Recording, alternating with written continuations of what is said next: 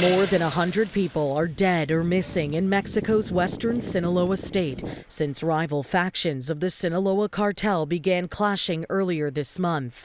That, according to local authorities, who along with the country's president are pointing fingers at the United States' involvement. There's an agreement, and because of that agreement, which we still don't know the conditions for, the confrontation in Sinaloa that's taking place nowadays broke out. The trigger for the conflict between the two most powerful factions of the Sinaloa drug cartel dates back to July, when Ismael El Mayo Zambada, the leader of one of the two groups, was arrested in the United States. He alleges that a senior member of Los Chapitos, the rival Sinaloa cartel faction, kidnapped him and flew him to the U.S. against his will, a claim that seemingly is responsible for the devastating violence seen since between the two groups.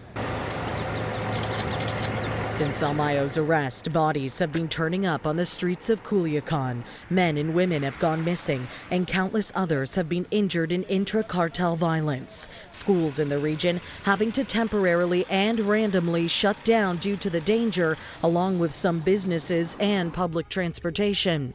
State officials also having to call off Mexican Independence Day festivities earlier this month. We need to continue taking care of ourselves.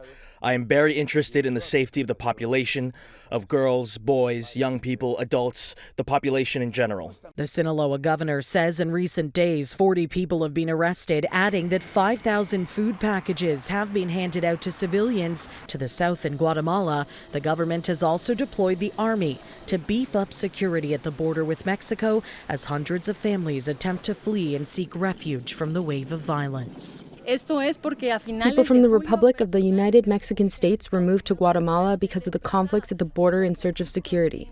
For this reason, we shore up the border to avoid any incident inside our territory. I repeat, until now, there hasn't been any incident in the national territory. Now, when it comes to El Mayo, the kingpin has pleaded not guilty to all 17 felony counts he's facing.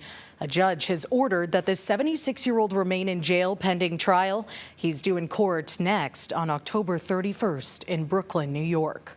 For City News, I'm Karling Donoghue.